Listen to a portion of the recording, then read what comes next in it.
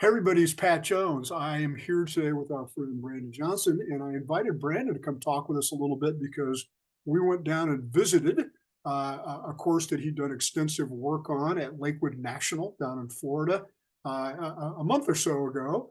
And some of you might have seen that video and that story, but we didn't get a chance to talk to Brandon, who is the genius behind the bunkers that I think really defined that place. So, Brandon, welcome. Thank you for having me, Pat. It's good to see you again, man.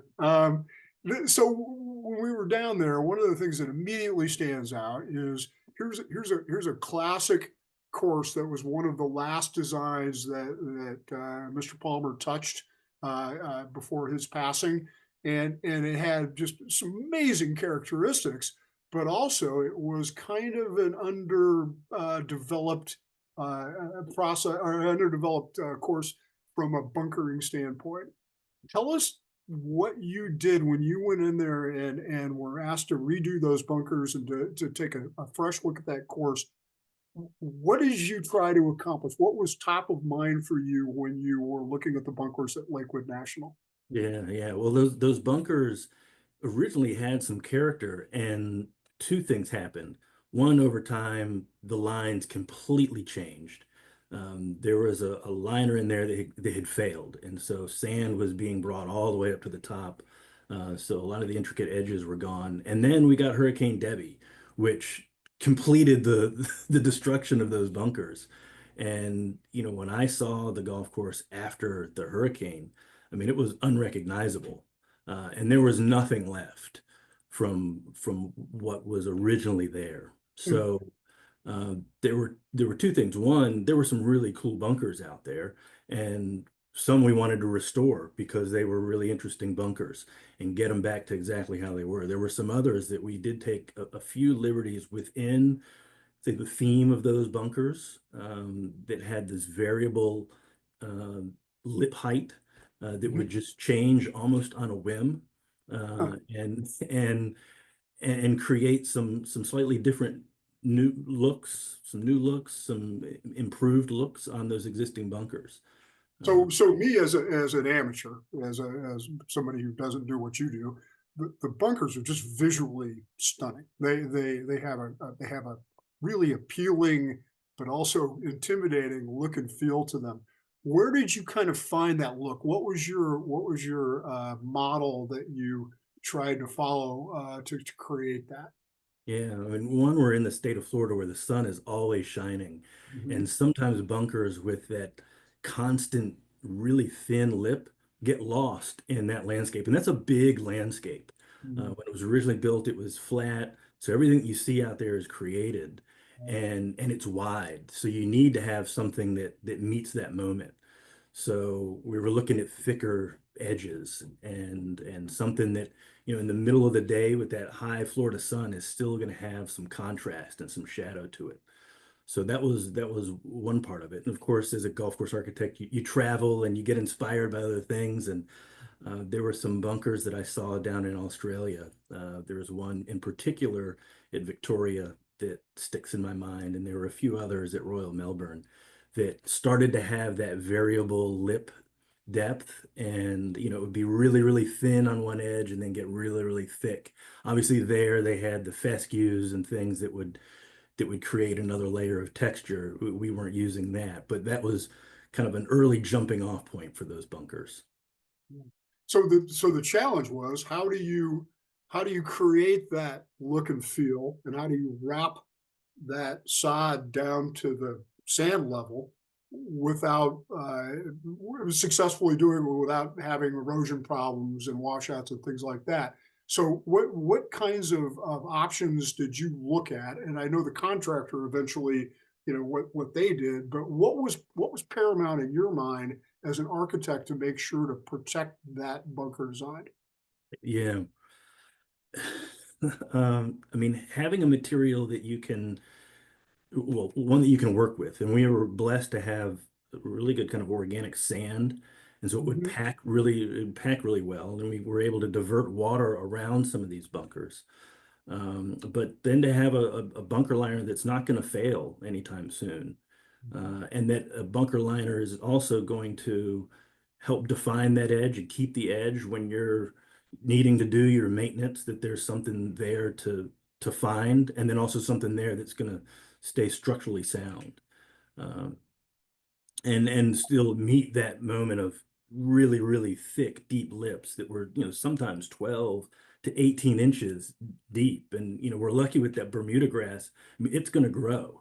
And it'll kind of morph and change, but it'll take that kind of extreme situation. So it's fun. As those bunkers mature too, I mean, they take a little bit of a life of its own, with the thickness and the thin edge variability. It's really remarkable. And again, the visuals are just pretty much mind-boggling. It's really great, and it adds so much to the course. What were some of the things that the contractor tried to do to make sure that you got what you were looking for? How did you collaborate with them, and then also, of course, Joel, the director of agronomy there? How did you collaborate to make sure that everything worked properly? Yeah, well, at first I'd say Joel Earhart is an incredible superintendent. Yeah. And as an architect, you're so lucky to have someone like that who has the skills and the energy to take something that you've done and then just elevate the presentation of it. Um, he knew that some of the bunkers had morphed over time. And on the first hole, when we uncovered that first fairway bunker on the right and could actually see some of the old, I guess, sod nail lines and sand lines, and we're like, that's where the sand line used to be. He's like, ooh, wow. He goes, we got to do that. So first for him, it was to get his okay that we can go there and maybe even push the envelope a little bit, and he was going to be able to maintain it. And again, kudos to him for saying, hey, I'll find a way. I want that look that's so much better than what we had before. And so, working with Joel and then the contractor, who I also have to give really good props to, Golf Sculptors International, Bobby Jones, or Bobby Holmes, and Louis Chavez, Luis Yeah. Chavez, who was the shaper, were excellent. Very, very patient, very, very meticulous. Did really good, clean work. And in the beginning, there was the thought that because we had these really big, thick lips, they didn't want to roll the sod over and then Mhm. have just that one sod line anchoring the bunker liner. They were talking about stacking the sod. And those edges, as you saw, are quite intricate. And to go back after forming that and then almost destroy it to create that ledge for the stacked sod would have been way too much work. We'd still be out there working. So um, I think they did a really good job of compacting and forming all of those lines, and then the install of that liner and then the sod was as good and clean as I've ever seen. And I think that those three keys: a superintendent that's going to maintain it, and a contractor that was willing to take the time with the vision, um, ended up with a fantastic product in the end. Well, I think there's a fourth factor there, and that's an architect who understands what's right Thanks. and wants to put some creativity and some fun into the design. So when you go back now and you look at it, um, are you happy with it? Are you happy with the outcome there? And what do you tell people about what you accomplished at Lakewood National? I couldn't be happier. And in fact, I went back. It was shortly after you were there. Was it 3, 4 weeks ago, and got to play. And I played with, a potential client too. And so it was very satisfying to go back, one, and see the bunkers, and then see their reaction Yeah. to, the first hole. The client was like, "Wow, this is insane!" They're taking pictures and look at this. Oh, this is awesome to see that reaction. Um, is satisfying. And I'm having it inside too. I'm going, oh, this is really good. And I think for me as an architect to go around and be satisfied with every line, every decision that gets made out there is that's where you want to get. And then that's what we're able to do out there. And like you said, it's visually striking.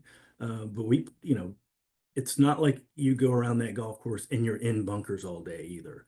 I think Right. there's certainly a philosophy in design for me that, you know, Yes, the bunkers are visual and they're in your face at times, but there is a lot of width, and I'd call meaningful width around those bunkers.